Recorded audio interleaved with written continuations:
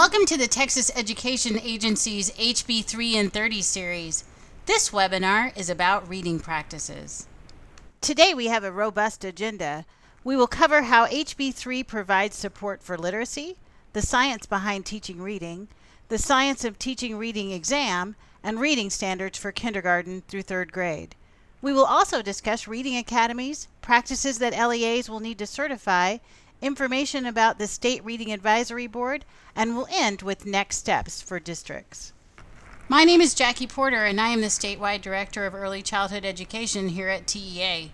Today I am joined by Lily Locks, TEA's Deputy Commissioner for School Programs, Claire Hagan-Alvarado, the Statewide Early Childhood Fellow, and Cherry Lee, TEA's State Dyslexia Coordinator.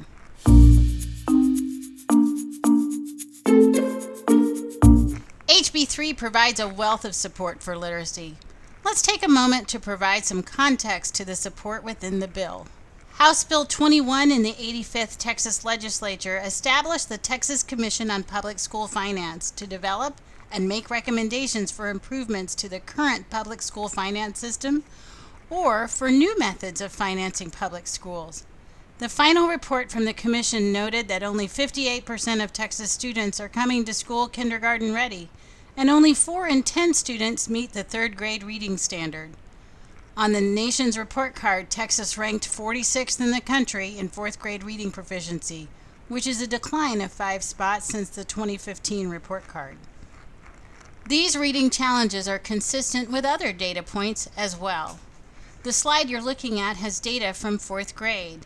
And from 1994 to 2007, there was consistent growth in reading performance at the minimum passing standard on state assessments, which were TOS and TAKS then, and this largely mirrored the trend from NAEP. From 2007 to 2017, there was largely flat or declining performance at the minimum passing standard on state assessments, TAKS and STAR, and this largely mirrored the trend from NAEP. Given this data, one recommendation from the School Finance Commission is for LEAs to receive funding above the basic allotment for every third grader achieving reading proficiency at the meet standard level. Reading outcome bonuses are not in HB 3, but it did include reading standards, including reading academies. And since districts will need to fund reading academies, let's talk more about funding sources next. Through HB 3, LEAs receive several new sources of funding which can be used to support reading instruction and pay for reading academies. The pre-K, special education, and dyslexia HB 3 and 30 videos will have more in-depth information regarding this funding, but a quick overview of new funding sources includes the early education allotment, which is an additional 0.10 weight for K through 3 students who are educationally disadvantaged or limited English proficient. The dyslexia allotment, which is an additional 0.10 weight for each eligible student with dyslexia or related disorder and who is receiving dyslexia services, and of course the basic allotment increase of $1,020 per full-time student in ADA. There have also been expansions to several existing funding streams, including additional weight in the bilingual education allotment and funding for compensatory education. Keep in mind that coordinated early intervening services may also be used to support reading. While this list is not exhaustive, it's a good place to start in planning for your support for reading in your LEA, including the reading academies.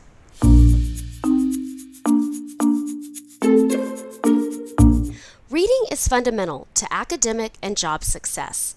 As such, researchers across disciplines and over the last 6 decades have studied how children develop literacy skills. 2 prominent reading theories, both supported by extensive scientific research, are now detailed. Gao and Tunmer developed the simple view of reading. The researchers posit that reading can be divided into 2 primary components, decoding and language comprehension. Decoding refers to the ability to recognize letters, apply their associated sounds, and blend the sounds together to form words.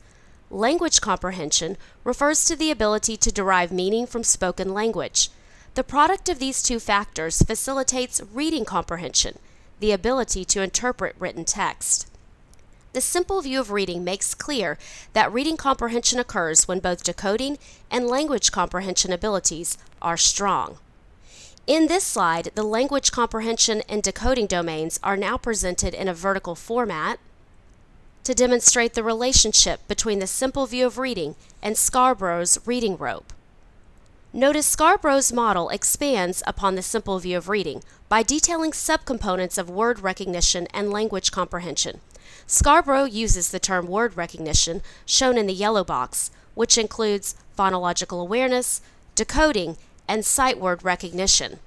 Whereas the simple view of reading refers to reading comprehension, Scarborough uses the term skilled reading, shown in green. Inclusive of monolingual and multilingual literacy instruction, the reading rope depicts the many strands or subcomponents of language comprehension and word recognition. When woven together, these components reinforce each other and enable skilled reading. Worth noting, 80% of students who read below grade level demonstrate decoding or word reading weaknesses, shown in the yellow box. In a recent brief, the International Literacy Association stressed that effective early literacy instruction requires highly trained teachers with a background in phonics routines and linguistics. To summarize, high-quality core reading instruction includes systematic and explicit teaching of both word recognition and language comprehension. Educators must be skilled in the science of teaching reading as described above to provide effective instruction.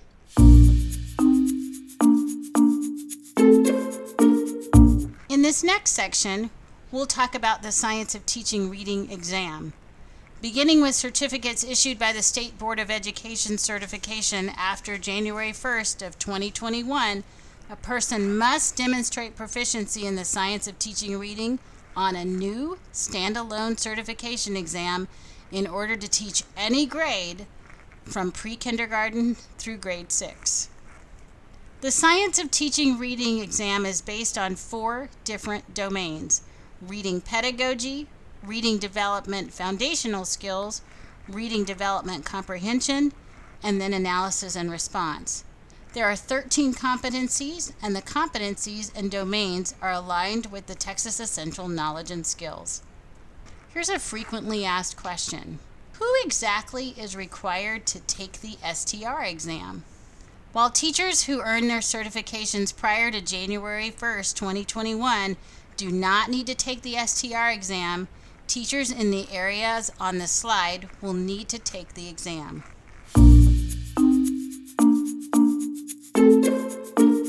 In the next section, we'll explore reading standards for kindergarten through 3rd grade.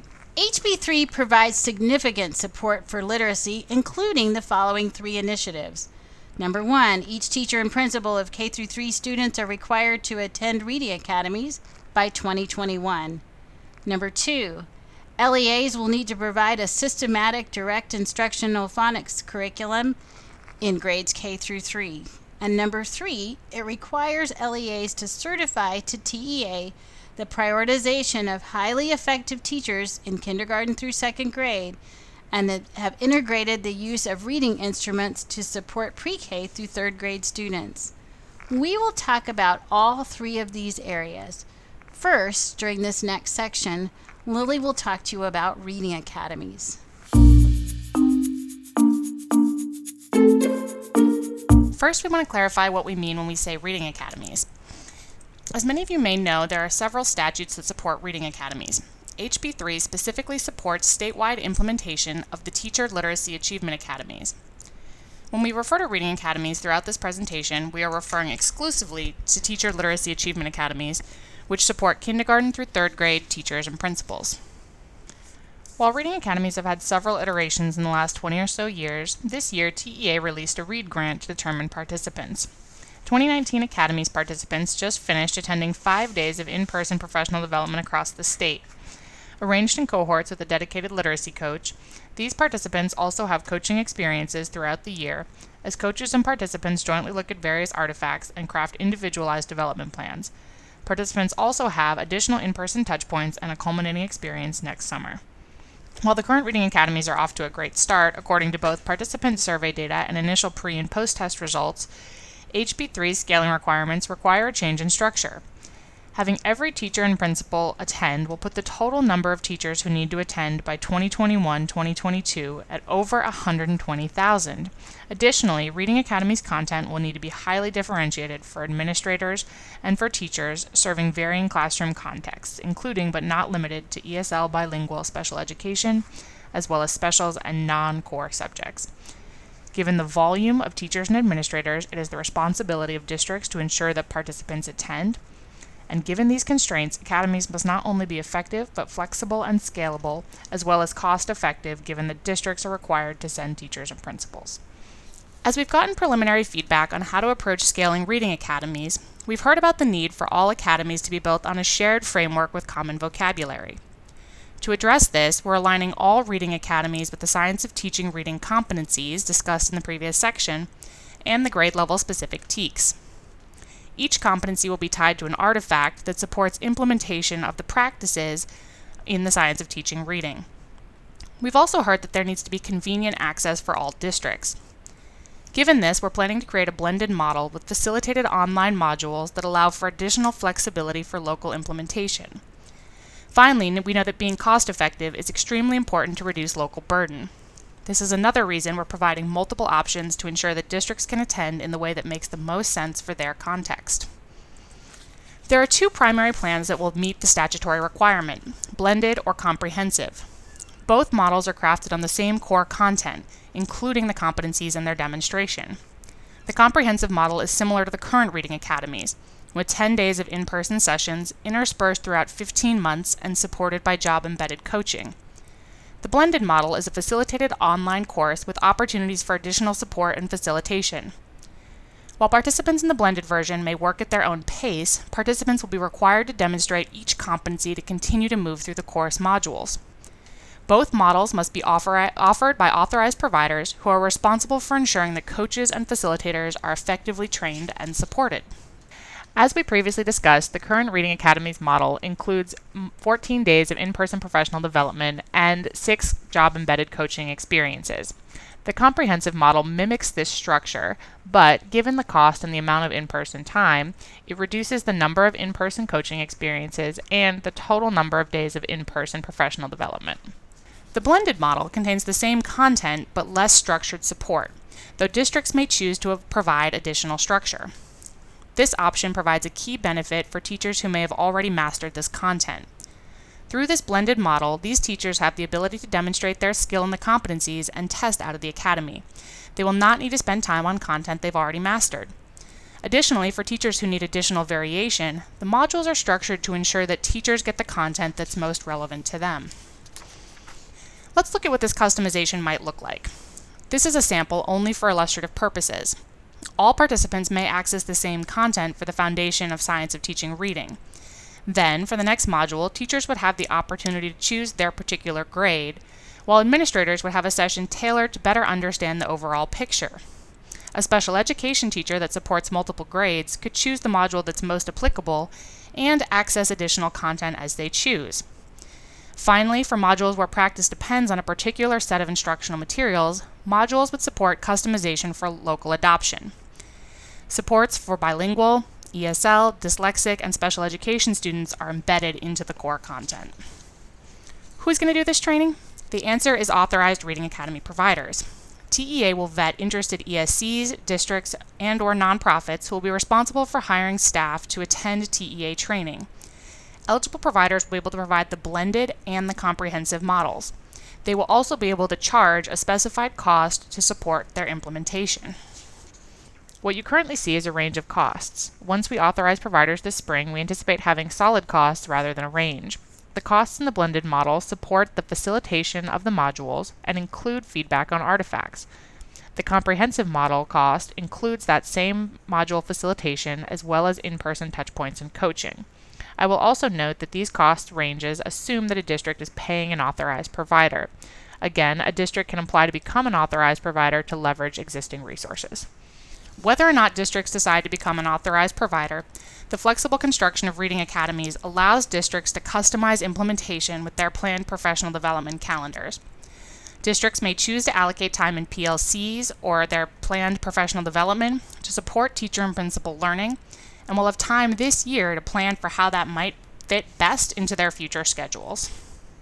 Given these changes, TEA is currently developing the revamped Reading Academies content. A call for authorized providers will go out at the end of 2019, with authorized providers finalized in the first months of 2020. Provider and facilitator training will begin in March of 2020, which is also when all eligible teachers and principals will be able to register for cohorts with a 2020 start. Additional cohorts will be able to enroll on a quarterly basis. In the meantime, districts should determine which model best suits their needs and allocate funds accordingly. Again, districts are responsible for ensuring all K-3 teachers and principals attend Reading Academies by 2021-2022. TEA will continue to finalize the modules in conjunction with stakeholders and the Reading Advisory Group. One of the frequently asked questions is there any compensation for teachers attending Reading Academies? The answer is that districts may provide stipends to teachers if they choose, and if a district offers those stipends, they may count as part of the required 30% compensation increase. We've also gotten the question about if teachers have attended in previous versions, will that already count as credit? Teachers who are participating in the current READ grant can count that participation as credit because those sessions are aligned to the new TEKS, and they're required to demonstrate competency throughout this year. Teachers who did not participate in the READ grant will need to participate in the Reading Academy in order to teach grades kindergarten through 3rd grade. Again, teachers who already know the content will have the opportunity to test out.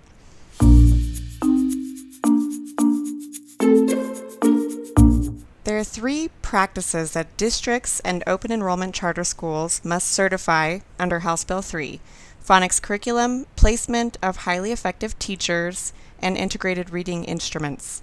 We'll talk through each of these and how to certify the practices. For the first requirement, districts must provide for the use of a phonics curriculum.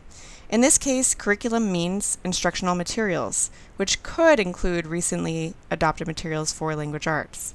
In looking back at the reading rope, which we discussed earlier, phonics encompasses the word recognition section, specifically decoding, which is the process of translating written speech into verbal speech sounds by applying letter-sound correspondences, and sight recognition of familiar or high-frequency words.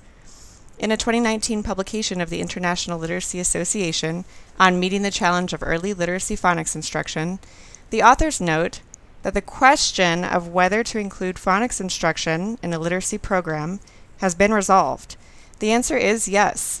The discussion now should be how to include phonics instruction as part of an overall literacy plan that is effective, efficient, and timely for all students.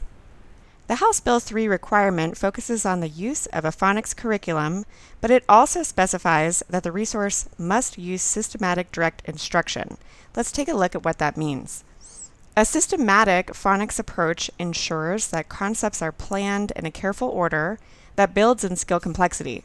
For example, the scope and sequence moves from the simple to the more complex in quick, structured lessons and incorporates the use of progress monitoring to inform instruction. On the other hand, phonics instruction should not move too slowly by introducing one letter a week or by including too many skills in long, drawn-out lessons. Again, the requirement is to provide for the use of phonics curriculum that uses systematic, direct instruction. This means that the phonics skill is taught explicitly. For example, the skill is taught through demonstration and modeling with opportunities for students to practice and receive immediate feedback. This ensures that phonics skills are not left to chance.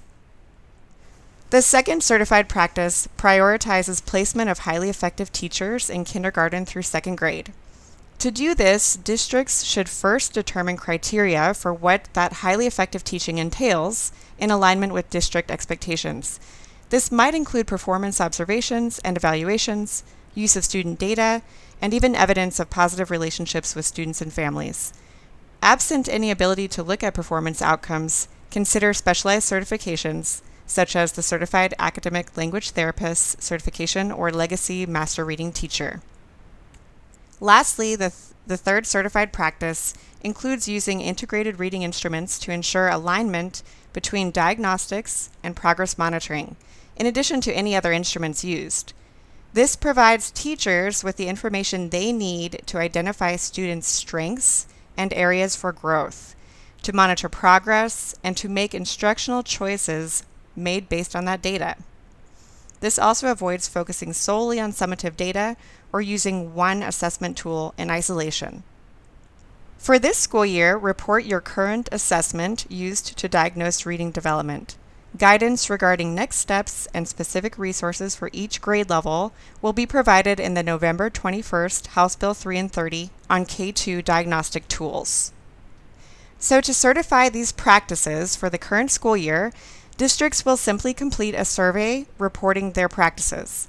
Districts must provide the name of the phonics curriculum currently used, a description of how they prioritize the placement of highly effective teachers, K2, and the name of integrated assessments used for pre-K through third grade.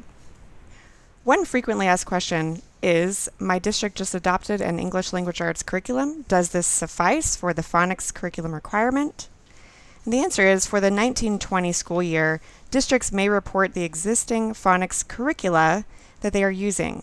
In future years, TEA will provide further guidance regarding phonics curricula that meets the statutory requirements. Another frequently asked question is, what if I am unable to certify one or more of these requirements? For the 1920 school year, districts may reach out to TEA for additional guidance and technical assistance in meeting these requirements. Again, additional guidance will be provided in future years. What if I am unable to certify one or more of these requirements? For the 1920 school year, districts may reach out to TEA for additional guidance and technical assistance in meeting these requirements.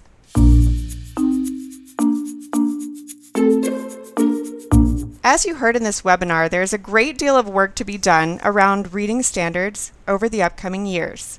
To assist the agency in fulfilling our duties in this area, the Commissioner will be appointing a kindergarten through grade 3 reading advisory board.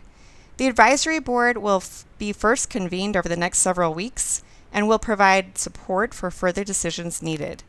For more information regarding the advisory committees, please see our To the Administrator Addressed letters sent out on August 1st, 2019, which is in the webinar resources for this video. We covered a lot of information in this presentation. To review, we provided an overview of House Bill 3 support for literacy and looked at the simple view of reading and Scarborough's reading rope to explain the science of teaching reading.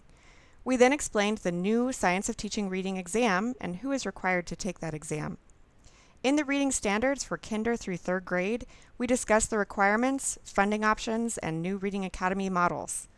Lastly, we discussed the practices that districts must certify under House Bill 3 and the advisory board that will guide TEA in implementing these changes.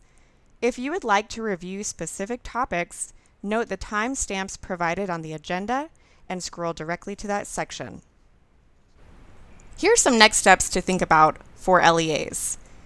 First, think about potential funding sources for Reading Academies.